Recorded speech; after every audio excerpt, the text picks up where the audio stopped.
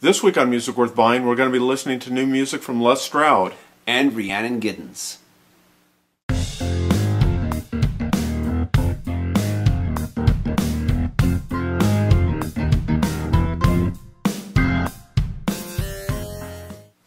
Hello everybody and welcome to Music Worth Buying. My name is Robert Kinsler and I'm a music writer and a musician. And my name is TJR. I'm a musician and a music writer.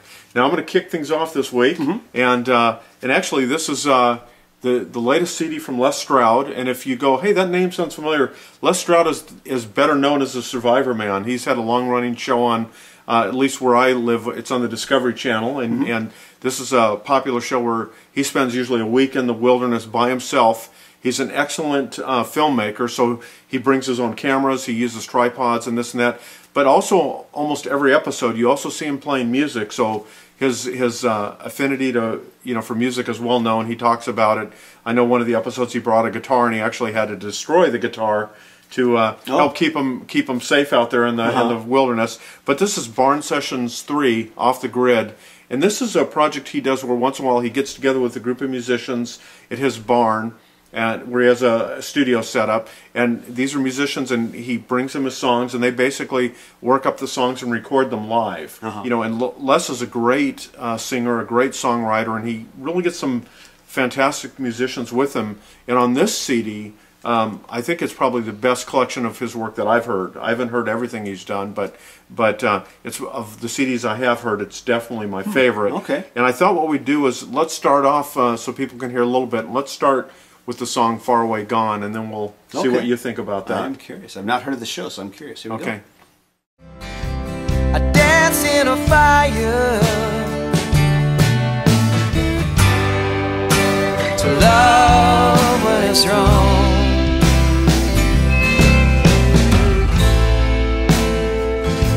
The reasons why you loved me are far away gone. Right before you played this, of course, I just kind of blurted out, I've never heard of this guy. Never heard of his TV show. There's so many TV shows out there right now. And there's so many channels. So many channels. Nobody's heard of every TV show anymore. Yeah. So, without any foreknowledge of this guy, who he is, if you hadn't told me anything about him at all, if you hadn't told me about a TV show or anything, I mean, I'm just impressed. I'm just impressed with this, how it sounds musically. I'm impressed with the level of craft of the songwriting. I would say, I'd be saying, if you played it for me blind, I would have said, who is this guy? He's really good. Who is this guy? I'd be like, and I'd be thinking, like, is this some lost Allman Brothers song I've never heard before? And it's funny you said Allman, because what I thought when I heard it is like a cross between Greg Allman and Neil Young or something like that, depending on the song. But yeah, he's very good, and like I said, I'd watched his show for several seasons, and I'd see him play the harmonica on the show, by the fire and stuff, and you go, wow, he's pretty good. But then when I started listening to his albums, go, wow, he is really good, and he takes his songwriting very seriously, and there's also a DVD, and I know we're going to talk about the package in a second, but there's a DVD in here as well that talks about the making of the album, and you show him, and you see that he is definitely a perfectionist, but also, when I say that, is for him it's very important for the emotion and just kind of like the feeling that you get when you write a song, for that to come out, so he doesn't overdo these songs. Like I think they did this whole album in about a week, and it's great. And they're recording it live. You see him doing the vocal tracks and the guitar live. He's not going back and overdubbing it where you lose the And for him, he said he's willing to let a few little like glitches or something come through as long as the spirit of the song is intact. I didn't hear any glitches. No, I didn't, and I haven't either. He says that in the liner notes in here, but again, I think it sounds great. Yeah. I was just it's the only thing I've ever heard is this one song, but that one song I was impressed. Very impressed. And I think at the top of the show I said it was Les Stroud. It is technically the name of the album. I think comes from Les Stroud and the Campfire Kings, which is, so if you're looking for it on iTunes or Spotify or something, just so you have the Les Stroud and the Campfire Kings. And the Campfire Kings, looking at that name. Yeah, and the Campfire Kings. So make sure we'll make sure that's on our website there too. And this song is very beautiful. It's a love song.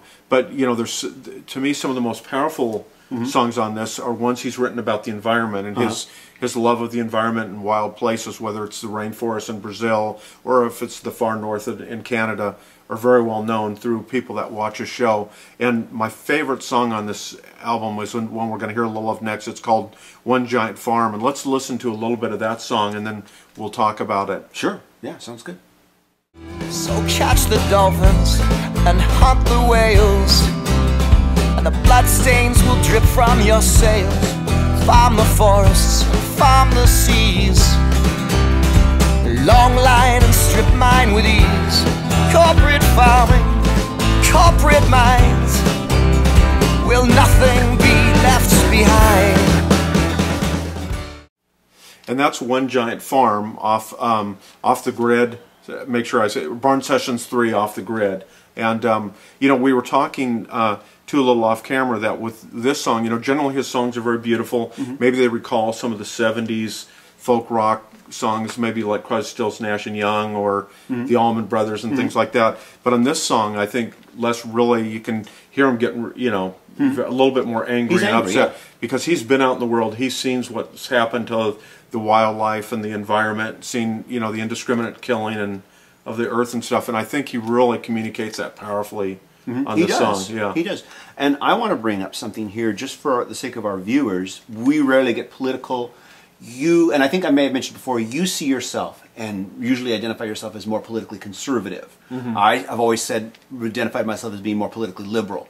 We were at the NAMM show and Moby made a remark about how all Republicans are just in denial of climate change, and you got offended by that. Yeah. Rightly so, because you don't deny that we face an environmental crisis. And a lot of conservatives don't deny that we face an environmental crisis.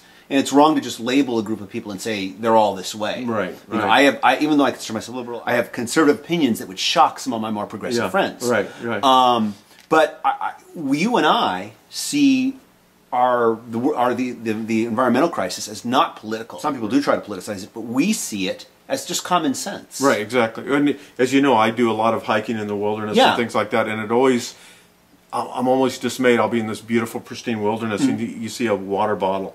It's like, really, you had to throw your trash out here in a national park, and it's not just bottles. I mean, it's all kinds of trash, and you find offensive graffiti in the middle of, you know, an area where maybe there's some ancient paintings or that, you know, and it's very sad to see all that. But beyond vandalism, I mean, you were talking about how few tigers we have left in the world. Yeah, you were mentioning that during the break, and how, but also, and especially like rhinos are in peril. Yeah, there's all kinds of terrible things. Neither of us deny climate change. Neither of us deny that. Yeah, and but we just we see it as a common sense issue. I see it as the same as if your doctor says you have high cholesterol or you're in danger of getting a heart attack. That's not political. Yeah. That's okay. I better take care of myself. Right. Exactly. I better change my diet and exercise more. Right. Exactly. For crying out loud. But anyways, I just thought I'd mention that because people do tend to politicize this issue that he's bringing up, and we don't, and we just see it as common sense. Yeah. And Exactly. I just thought I'd mention that. Anyway, so this is talk about the packaging on this. Yeah. So this comes in a just a beautiful package here. It's a digipack here. So you can see nice cover art here. You can see of Les, and then also I just like that illustration there, and then that's on the CD. And the DVD, and then like I said, then a DVD pulls out, and it's a 62-minute documentary, and it's just fantastic. You see pretty much, he goes through, I think, if not all, most of the songs on the album, and you see the full-length performances, but there's also kind of the intro working on that, like what are they, you know, who's going to do the background vocals, when is this person going to come in, when is that person going to come in, how they kind of arranged the songs, and I think it's really revealing and it's interesting. And plus it was shot in this beautiful setting. I assume it's in the Canadian wilderness. It's just beautiful setting too, and it just lends, you know, kind of lends more mood and just kind of the appropriate you know, background where you want to record an album like this. Yeah, I'm impressed. I mean, yeah, recorded looks like it's been recorded live, and and I'm just impressed with the quality of it. I'm impressed with the level of his songwriting. Yeah. And maybe Les is much better known in Canada, but here in the U.S., I think more people need to, you know, be introduced to his music. Yeah. He's fantastic. Yeah. Never seen the TV show, but I'm already liking the music. Great. Okay. Now, what did you bring in this week? Well, I have brought in the debut solo album by Rhiannon Giddens. The album is called Tomorrow Is My Turn.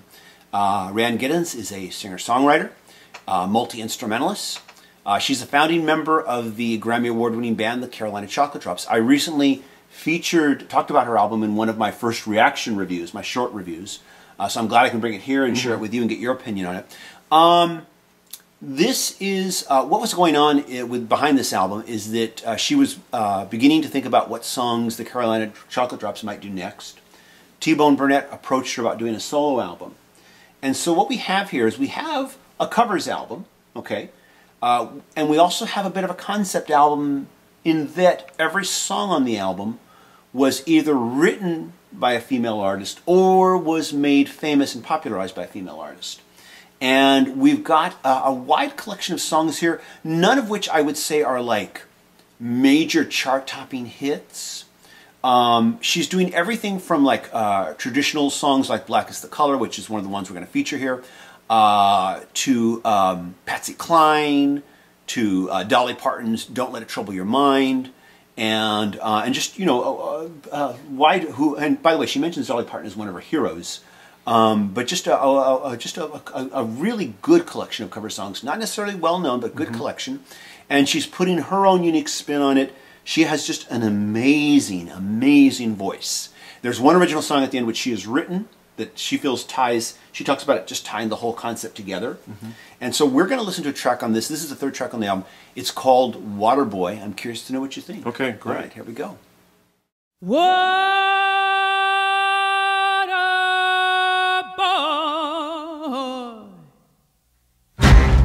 Where are you hiding? If you don't come right here, I'm gonna tear upon you. You know, I really like that. I'm hearing all kinds of things in there. I'm hearing blues, I'm hearing soul. It's music that you get right away, but then on the other hand, I find myself wanting for words to kind of, but it is very, very describe good. It, in other words. Yeah, to fully describe it. Still processing. Yeah, still processing it, but it's fantastic. She's a great singer. Yeah, there's no denying that it makes, especially on this song, it just makes this immediate impact on you the moment you start to hear it. Packaging-wise, I'll talk about that real quick here before we move on here. Now, this album comes in a mini vinyl gatefold. There's the interior, here's the front and back. It comes with an excellent, excellent booklet. The booklet now features, of course, along with photos, it features the lyrics for all the songs. Lyrics are easy to read. Very glad for that. It also has the below here in white is the lyrics, but up above here, it has her talking about the song, why she chose it, what the song means to her, some of the history behind it, who's done it in the past, who, you know, she talks about each song individually, which I really like these little essays that she writes about each and every song. That's just a really great thing. But yeah, that is Waterboy, and she, throughout this album, in this song here, like I said, you're hearing different things, different types of styles, but she kind of jumps around a bit from track to track. And I mentioned in my initial first reaction review that she kind of switches genres as easily as she's changing clothes. She makes it seem very effortless. I'm sure it's not effortless. She's just an amazing vocalist. Yeah, she is. Yeah. Yeah, this is not a difficult, or should I say, this is a very difficult song to sing, like she's doing here. I mean, there's some real technical expertise there displayed. But she is making it sound like it's anybody, like it's just effortless. And all the best people do it. They make it seem easy, like anybody could just do this if you just open your mouth. Right, exactly. But, so we're going to check out another track here. This is a traditional song called Black is the Color, and I really like the way she's kind of done a turn and a twist on this one here, so we'll check this out. Soft is the feel of my true love's skin, and strong the arms he folds me in. The clearest eyes and the truest heart, he lets me stop before I start.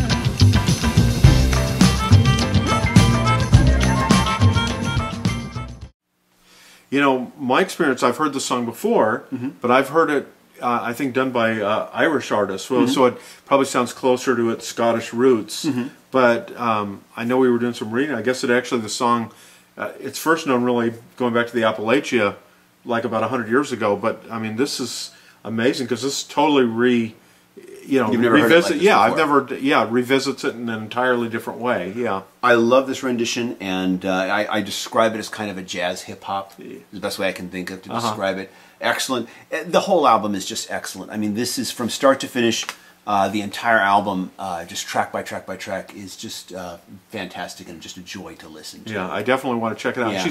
She's an amazing singer. I mean, that's obvious. from Amazing this, vocals, yeah. and she's a musician too. She, like I said, with the Carolina Chocolate Drops, she is one of the instrumentalists in the trio. Of course, they all play instruments in that group. But here, I think she's probably just being the vocalist mainly, and but it's just it's just an all-star album from start to finish. Yeah. So there we go. Yeah, and thanks for bringing that in. That's great. And thanks for bringing in, the barn sessions here. Yeah. And Les Stroud and the Campfire Kings. Yeah, thank you. And two really good albums, I think. I want to check that one out too. So we want to thank you very much for watching.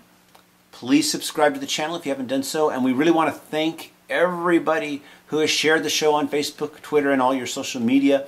And so you tell us, let us know what you thought of these albums. If you've heard them already, give us your opinion too. Leave us a comment and let us know. And so till next time, I'm TJR. You can check out my music at tjrmusic.com, where I invite you to please join my mailing list. And my name is Robert Kinsler, and you can read more of my stuff at ocregister.com, and of course at musicworthbuying.com, and at musicnewsnashville.com, and more. But that you can start there. And of course, you can check out my solo reviews here at the channel. So we'll see you soon. Thanks so much for watching. Thanks, everybody. Bye.